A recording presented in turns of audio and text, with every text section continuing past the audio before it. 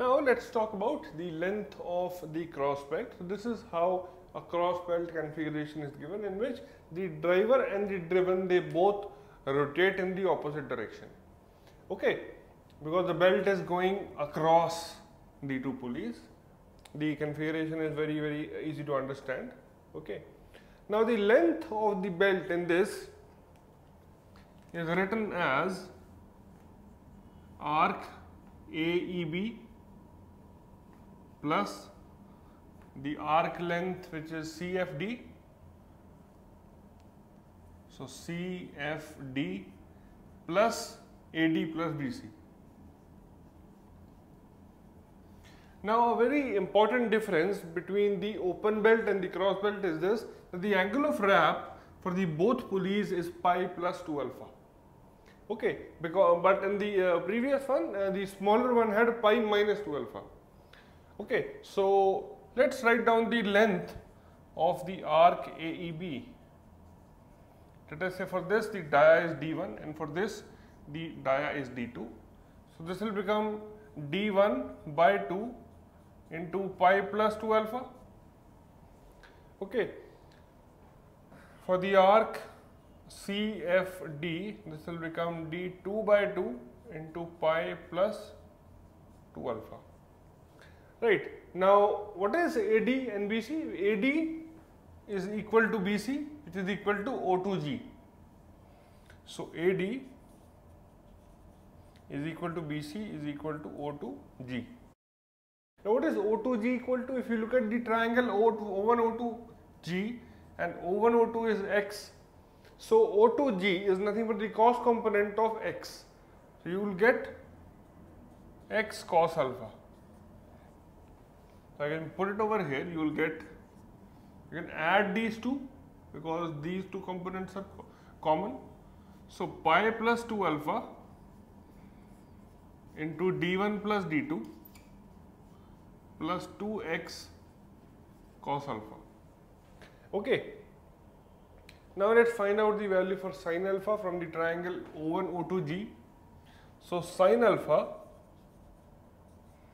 is perpendicular, which is O1G by X. O1G is O1A plus AG, O1A plus AG. This is O1A plus AG upon X. Now what is O1A? O1A is D1 by 2, AG is D2 by 2. Okay, so this will become D1 plus D2 upon 2x. Because it is almost equal to alpha, you can say that alpha is equal to this. Okay.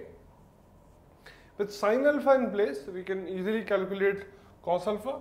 So cos alpha, analogous to the previous one, you will get 1 minus d1 plus d2 whole square upon 8x square. So this is what you get. I can now substitute these two values over here. So I'll get pi by 2 into d1 plus d2.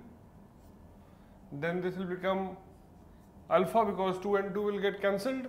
Alpha is this, which is d1 plus d2. You already have a d1 plus d2, so it will become square, okay, upon 2x. Then you have 2x cos alpha. Cos alpha is this, so you will get plus 2x into 1 minus d1 plus d2 whole square upon 8x square. So now I will just open the brackets up.